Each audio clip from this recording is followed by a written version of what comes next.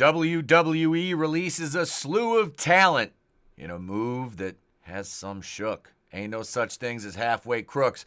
Let's talk about it on the other side of the intro. Monkeys, roll the footage.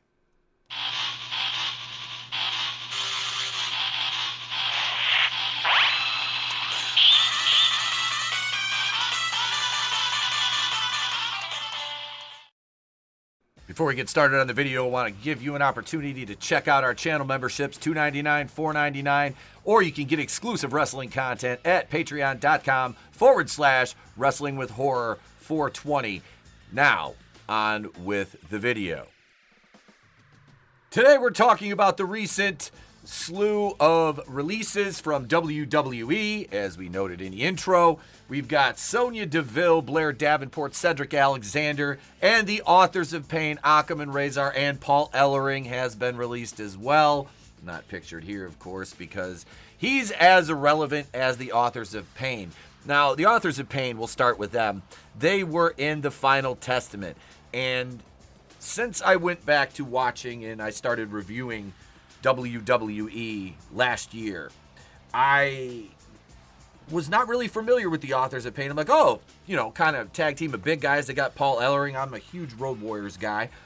So I was kind of intrigued. And then I watched them, and I was less than intrigued. And they are just generic big guys with nothing else to offer.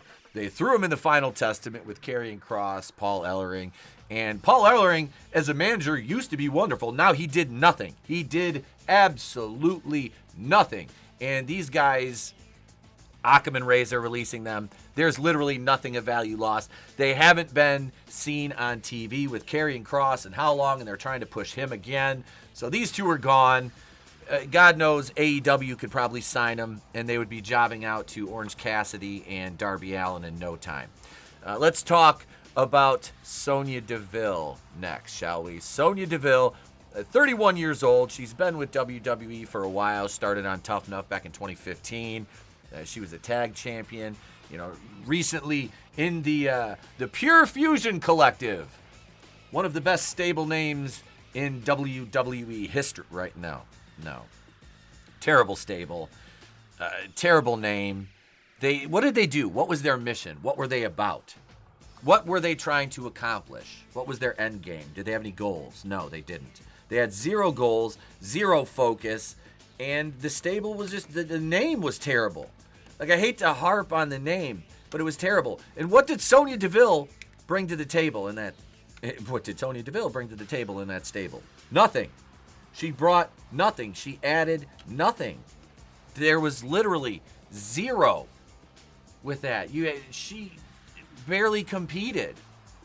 And I know she's had injuries, but still, at some point, you've got to get a return on investment. And she is gone. She's gone. She is expected to be a free agent after her contract expires in a few weeks. I don't see. Obviously, she'll probably go somewhere, but I mean, on the grand scheme of things, so let's hypothetically say AEW decides to hire her. What's the net positive to bringing her in other than she worked for WWE?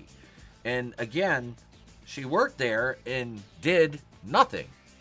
So she'll fit right in at AEW, sitting in catering with everybody else that Tony Khan keeps on payroll just because he doesn't want, WWE to sign him. But so Sonya Deville, au revoir, Shoshana. Speaking of the ladies, let's talk about Blair Davenport, a.k.a. B. Priestley. Now, she got called up from NXT, got the draft, was on SmackDown. They used her a little bit with Alba Fire and Isla Dawn, the Unholy Union, in their tag team title run, which never should have ended. They should have kept the belts on them as opposed to putting them on Bianca and Jade, but, you've got to have, Bianca has to have a title because female John Cena. But I was going to call her B. Priestley. Blair Davenport added nothing. She added nothing. She had a minor program with Naomi. It went nowhere. It yielded no net positives. There was nothing to be gleaned from her time when she was barely on television. I'm sure she may have worked house shows, but again, who cares?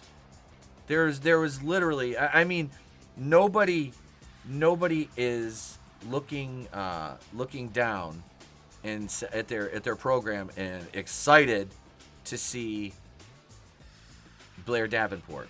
Like, nobody is coming to see Blair Davenport. I'm sorry. Maybe your family, you know, she's probably got a handful of ardent fans back across the pond, but she did nothing. They did nothing with her.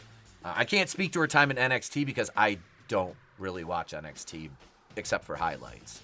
Something big happens, but no. So there's, you know, 4 right there, you know, if you count, which I don't know if Occam and Razor share a brain or not, but, you know, you count them as 1.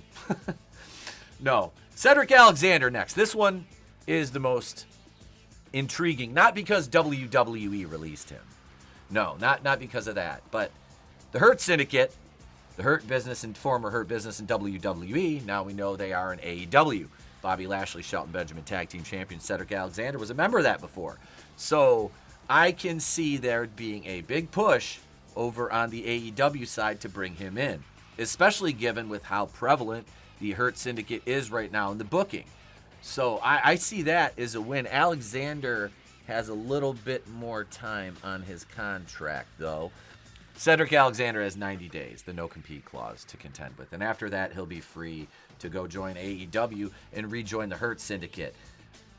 I don't see that as a bad move for him, especially with the way they're being booked right now. And I've seen Cedric work. He's a talented guy.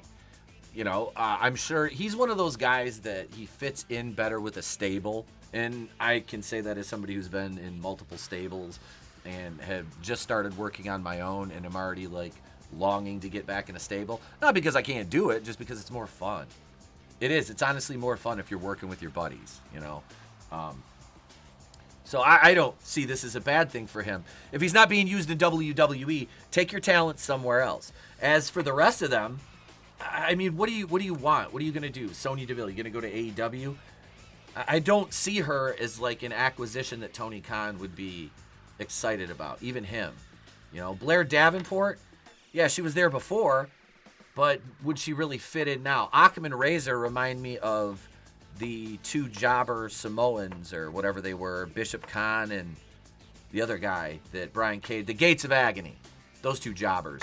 I mean, if those 2, the Gates of Agony and the Authors of Pain, worked a match, I don't think there could even be a winner. Like, the match would have to be thrown out because both teams would be trying to job out. But that's the way they're booked, and it's sad. It's sad to see that when you have, you know, big. But these guys, they're nothing really special or to write home about. You know, just a generic big man team, and that's not where we're at now, especially with tag team wrestling. You really have a focus on more gimmick-oriented stuff. And they had a gimmick, it just fell flat and wasn't a good one. So the big winners out of this being released from WWE, I would say Cedric Alexander, because he'll probably get his bag from AEW. B. Priestley or Blair Davenport might even get another shot over there. So, I mean, you know, those 2 right there could come out ahead. Occam and Razor, you know, Godspeed, Spider-Man. Who knows where you're going to land. And Sonya Deville, apathy. I don't care. I don't care. I've never watched a Sonya Deville match or seen a segment with her and been like, oh, sweet, Sonya Deville's on. Like, no, it just doesn't happen. You know, it's like watching the Red Rooster cut a promo. But I don't know. I'm sure there's more releases on the way, folks.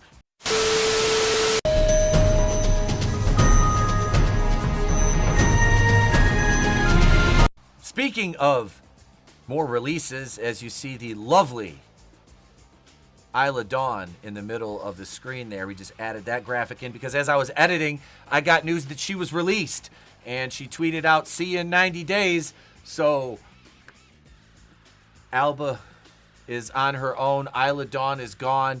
One half of the Unholy Union released. Former NXT and main roster women's tag team champions.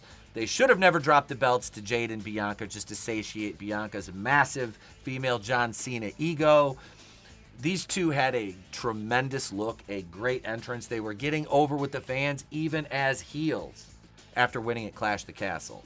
They should have never dropped the belts. They should probably still have them now. And they would probably have much more relevancy than Bianca and Naomi you know, just squashing everybody they work if it's a title match. You know, I don't know. But this is, you know, sad. I liked Isla Dawn. I liked her look, especially her look. But she was solid in the ring with Alba as a tag team, you know. So we'll see what happens with her and more of these releases as we move on in the next couple days. But now it's your turn. What do you think of these releases? Who is going to make the most money out of all of them when they eventually land somewhere? Like I said, the top two right now would be B. Priestley / Blair Davenport or Cedric Alexander. My money is in a couple months, Cedric going over and getting his bag from Tony Khan and rejoining the Hurt Syndicate and probably having a modicum of success over there. And if he does, good for him. Good for him.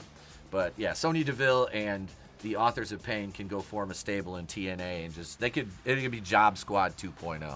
But leave your thoughts in the comments, folks. If you enjoyed the video, give it a thumbs up or a thumbs down. I don't really care either way. It's all engagement. Subscribe. It's free. It always will be. And all the other paid options are there too. Details in the description to the video. But until then, I'm Etep from Wrestling with Horror. If I don't see you, have a great day, a pleasant tomorrow. I'll catch you on the next one. And remember, it's always better to burn out than fade away or end up like the Authors of Pain.